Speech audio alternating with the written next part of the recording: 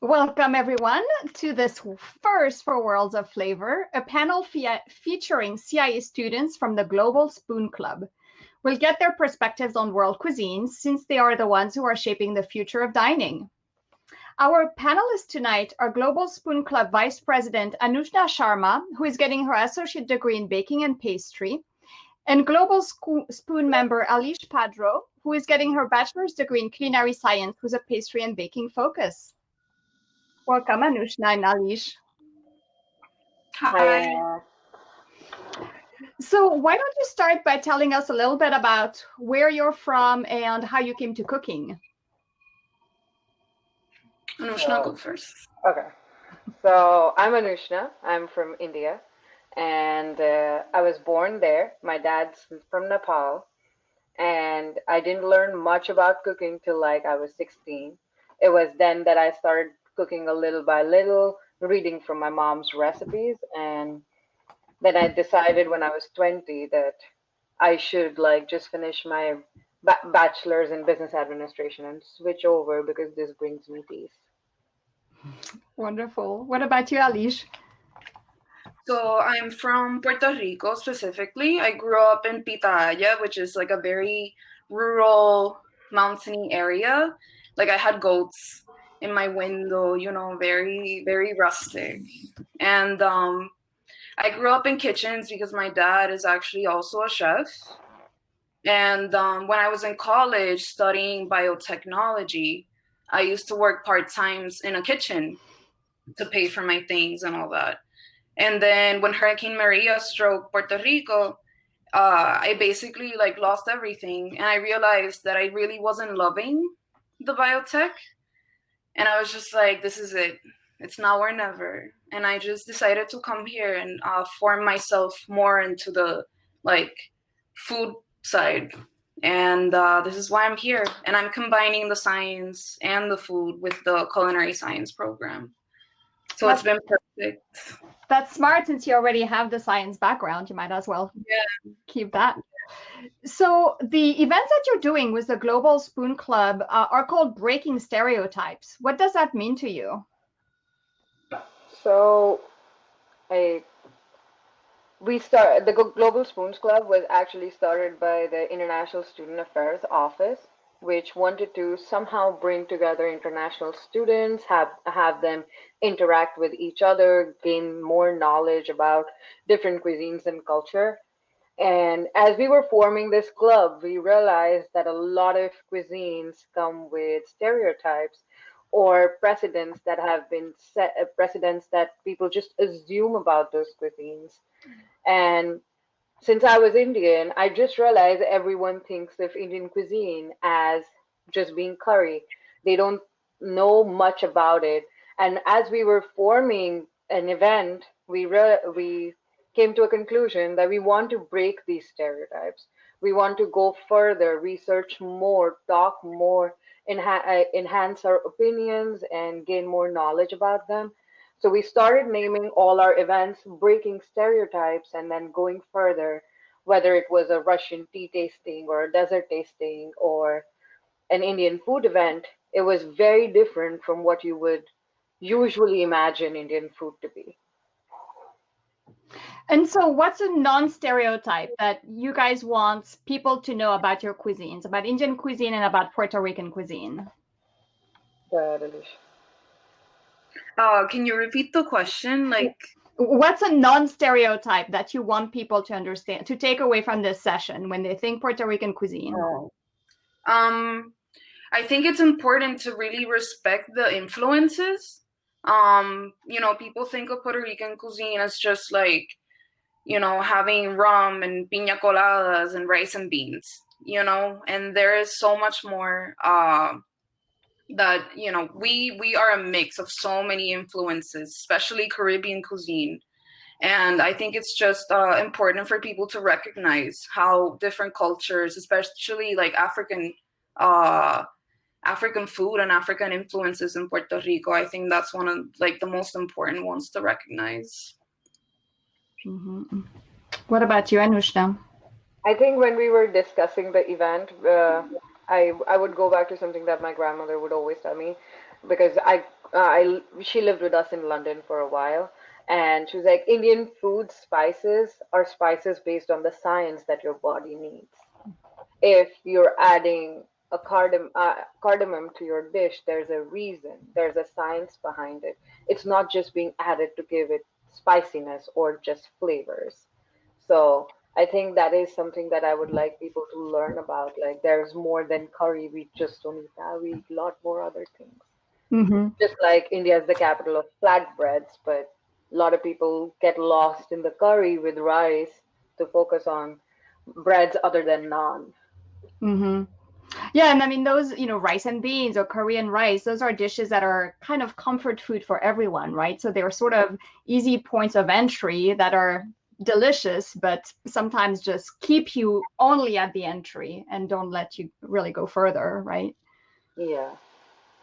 It happens quite a lot with different states. Like I've seen uh, as we call them cultural cuisines, every region brings about their own flavor and what they used to grow. And it's more rooted and more like going towards farm to table than from like as compared to other modern cultures. Mm-hmm. And I'm from Switzerland, so I know a thing or two about stereotypes and fondue and chocolate, where that's about where people stop, right, in their understanding of. Mm-hmm. And the regionality that you're talking about for India, I'm sure is also present in Puerto Rico, even in a smaller island like that you don't eat the same thing depending where you are, right? Definitely, definitely. For example, in the coast, we eat way more fish in our diet. So where I come from is the coast, so we eat a lot of fish, and then in the center of the island, it's more like chicken, beef, all that. But in the coast, we eat like almost every day. I would eat fish. Yeah. And so I have plenty of questions for you, but if anyone who's watching wants to pop up on screen with us and ask you questions, because people always love talking with CIE students, especially alumni. So feel free to join us. Don't be shy. You can also put questions in the chat if you prefer. And I'll just monitor quickly to see if there's anything. All right. So do you feel that your generation has more freedom to explore innovation around the cuisines of your heritage? Could you repeat that, please? Sure. Do you feel that your generation has more freedom? We talked in prep about authenticity and the fact that what is authentic other than to yourself, right? And cuisines have evolved a bit in the sense that the generation of chefs who are in their 30s and early 40s now, I'm thinking David Chang, for example, or who have not gone a purely traditional route, but have really taken liberties around their ancestral cuisine. Do you feel that liberty? I feel like our generation is very, very, very much affected by the concept of globalization because, and especially coming here at the CIA, I would say that like world is a smaller plate than it was before.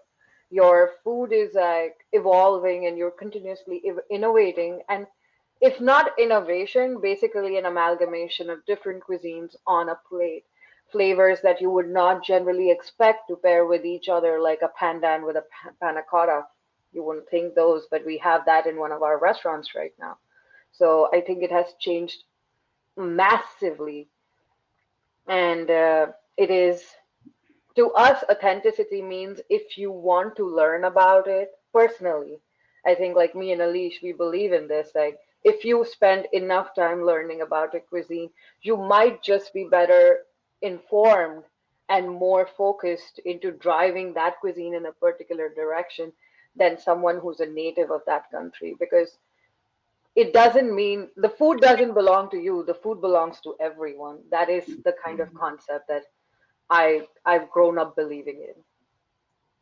And I also think it's important for us as people that actually come from these places to support these people that are trying to promote our cuisines instead of just, giving the hand and walking away and just rejecting it because it might look at someone as something like new or or like fusions, for example.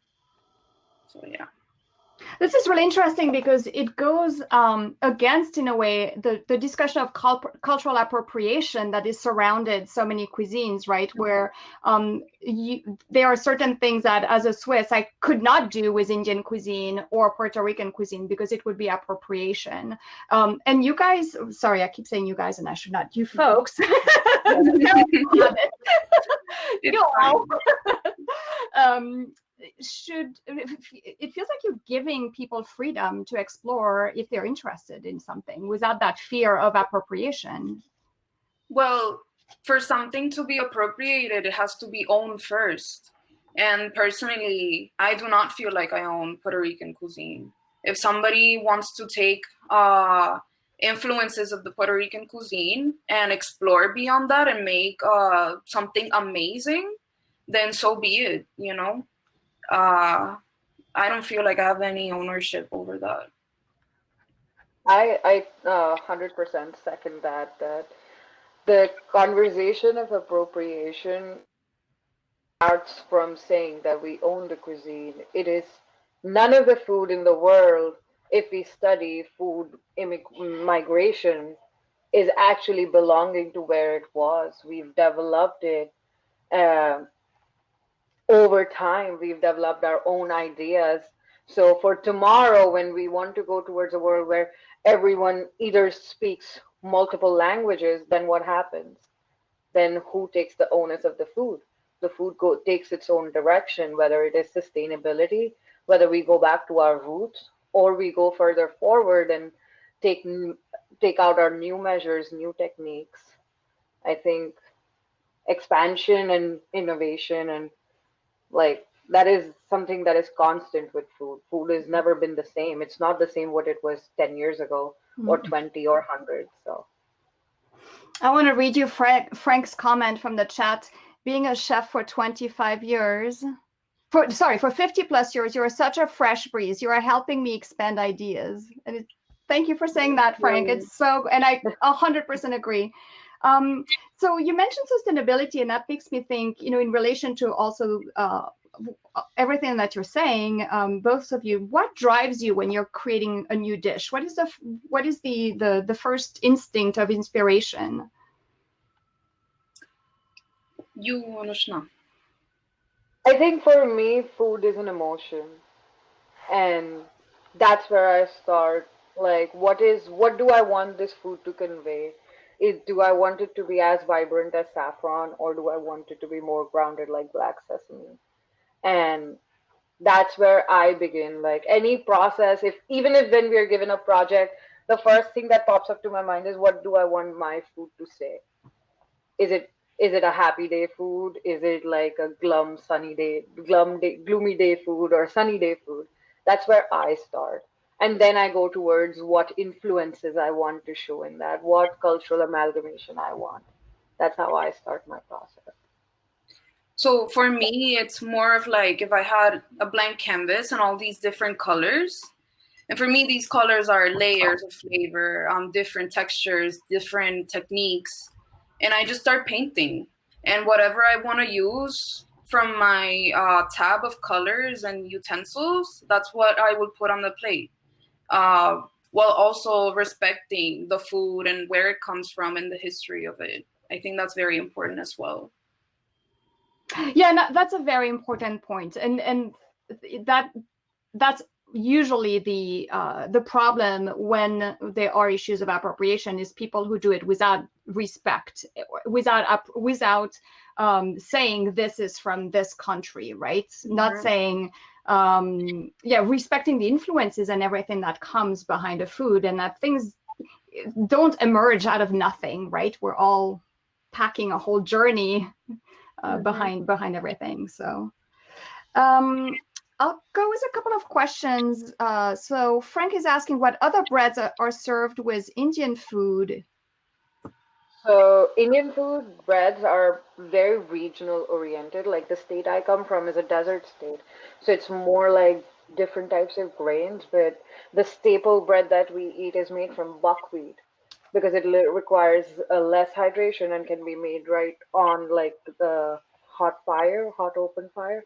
So that is a very common bread, and then it's eaten with very spicy pickles or dried beans. And there if you go further up north, you would find like a paratha, which is like slightly more rich, is made with wheat because that particular state has like the highest production of wheat in the country.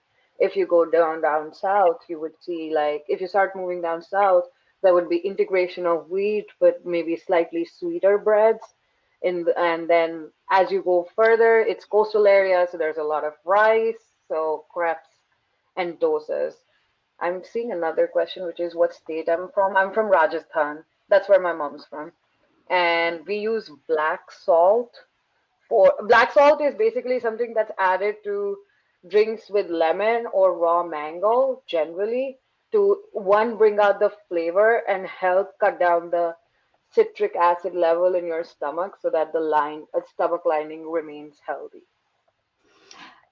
And Alish, there are a lot of influences in Puerto Rico, and throughout the Caribbean, there are a lot of Indian influences. I'm thinking, in Trinidad, for example, or places like that. Are there Indian influences in Puerto Rico? Definitely. Actually, my current partner, he's also Indian. So when we start cooking and exploring each other's cuisines, I have spotted many things that have been completely like almost very similar. For example, India has a dish called Rajma Majal. Rajma chawal. I'm sorry. I botched that. And it's basically rice, white rice, and kidney beans. And we also have a dish with white rice and kidney beans. So while exploring my partners and my friends' cuisines, I have definitely found similarities in ingredients and plates, like finished plates. So it's very interesting. And is there room in your curriculum to be exploring that, or is it mostly through the club and your other activities that you're doing? You're creating your own dishes and bringing a whole bunch of different influences. Well, in various classes in our program, we have the opportunity to have a project at the end of the class where we create a dish, we create menus. And so I always take that opportunity to explore something new. I always do something Puerto Rican, but then I do something more Asian inclined or something more like South American. So I always take the time to explore and actually play with the flavors and the ingredients I grew up on. What about you, Anushna? I think I just came out of the specialty breads class, and one day, because we finished production early, we were just curious. So I asked chef if we could try doing a curry leaf bread, and we added spices to it, and it just turned out pretty great. It was just like something on the spot. So I think the CIA is helping students to learn a little bit more about different cultures, just to be able to explore them. And a curry leaf bread doesn't sound appetizing, but it was very tasty. Did you grind the curry leaves, or how did you do it? We ground some, we dried some. So we added the dried powdered ones to the dough, and then we added some fried ones just like before finishing the shaping. Oh, that sounds really great. And it's fun that, you get to have time like that, because at the same time, you also have someone alongside you who can correct you on the base technique, right? And yeah. So we have a question from Donna, and I want to invite anyone who wants to pop up on screen with us to do that. Otherwise, enter your questions in there. Donna is asking again about Indian cuisine, and can you talk about the regionality of Indian pickles and how important they are to the cuisine? So Indian pickles are very, very, very different. Like I would say starkly different from pickles in most parts of the world. They're made with a lot of oil and a lot of spices, and that is where the preservation happens. So if I take something like everyone knows the city Mumbai, the state of Mumbai, Maharashtra, where Mumbai is known for its mangoes. So raw mangoes are harvested, and then a pickle is made with raw mango, turmeric, salt, red pepper, and oil. And it's left to marinate in mustard seed oil for a little while and then cooked for I think 2 hours in very, very hot mustard seed oil and then left to age for a few days before consumption. Now, every state, like my state, does it with a dried bean that we have, which is called sangri. And it is made from the berries from the same tree and the beans. So they're first sun dried because there's plenty of sun, and then the pickling process is done. And different places make different types of pickle depending on what kind of grain or fruit or berry is available to them. There's also like a garbanzo bean pickle, which is very good. What about you, Alych? Is there a preservation tradition in Puerto Rico? Yes, of course. So we eat a lot of codfish, salted codfish. I saw various times my grandmother like salting fish and just hanging fish. In the streets, you can also see like cuts of pork salted hanging, and it's not food safe, guys. This is not definitely like not food safe. Like if you go and you just eat this out of nowhere, if you haven't grown up on it, not safe. But it's delicious, and we also preserve like the onions, different vegetables, different fruits as well. There's a squash called chayote. I don't know how it would be called in English. It's a very like neutral flavor squash. And we actually preserve this with like different spices, and we preserve it for almost like a month, and that's when we eat it. It's like very bright, very it's a good flavor carrier.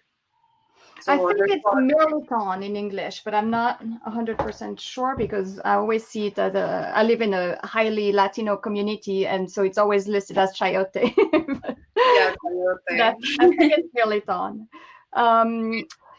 So let me. How do you envision world cuisines fitting in your career trajectory? Well, personally, I want to work in various places, not just stay here when I graduate. So traveling all these countries and picking up on all these different food cuisines, I want to, like pick little things out of everything. And finally, I would love to be able to, well, I'm going to say this first. I see food and different cuisines as languages. So I would love for further in my career to be able to know these languages and know why they're like that, or why they put food like this, why the technique is like that, the why. And I think understanding all that also helps you mix it with your own cuisine. So I would love for like further in my career to be able to mix all these food cuisines with my own. That's a scientist in you to understand the why. And what about you, Anushna? How do you see that fitting in your future world cuisines? I think just the knowledge of more flavors, just like Alych said, the more you learn, the more you understand that food can be very simple but complex at the same time. Like there's so much that is yet unexplored. Mm-hmm. In all directions. What permutation combinations of flavor can be made are innumerable.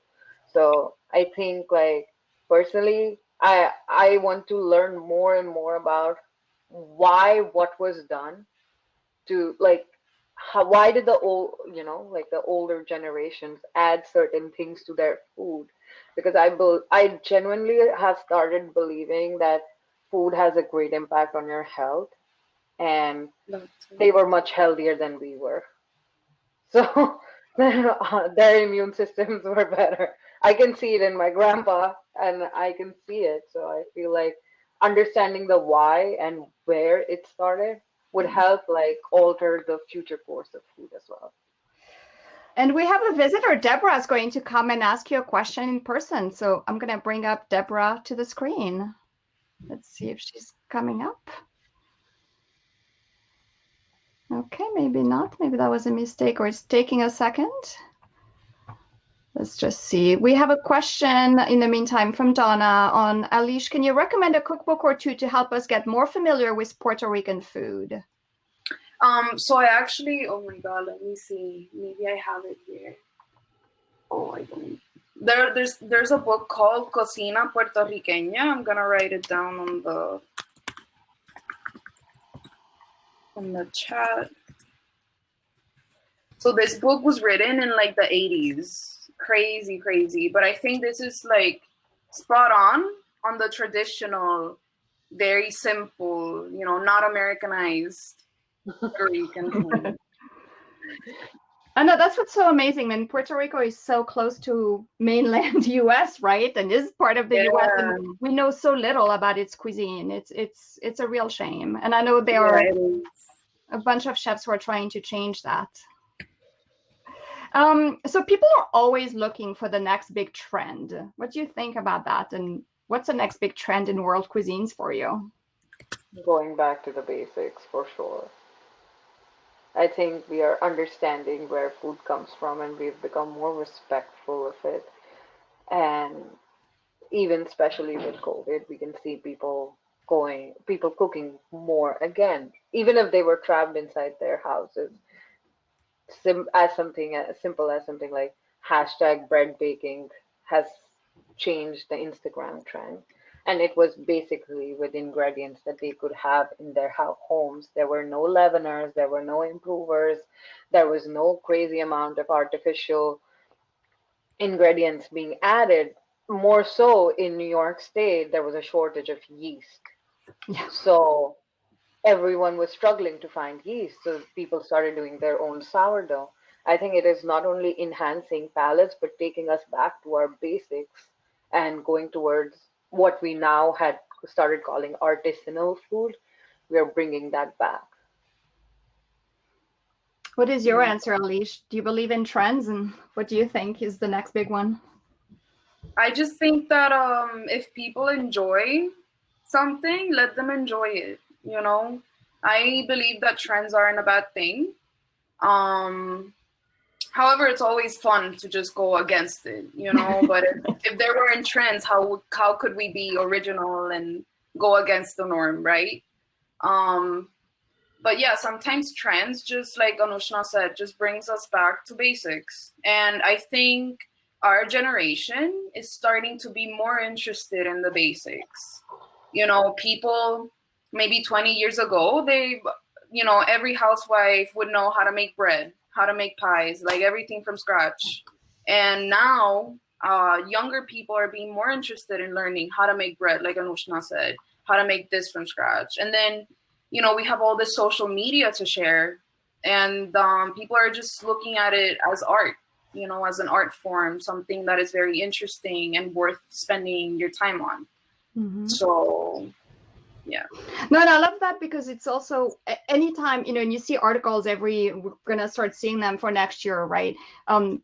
By saying that, Indian cuisine is the next big trend, or Puerto Rican cuisine is the next big trend, you continue this kind of hierarchies, right? Of one cuisine is more valuable suddenly than another. And then, the next year, forget Indian and Puerto Rican cuisine. It's all about Turkish and Kenyan cuisines. And I mean, I guess that sells articles, but not sure that it. COVID has been a very, it hasn't been easy on the industry, but it has been easy on cultural integration. Mm-hmm. It has made people become more aware as to actually read recipes and spot differences out just for themselves as well. Mm-hmm.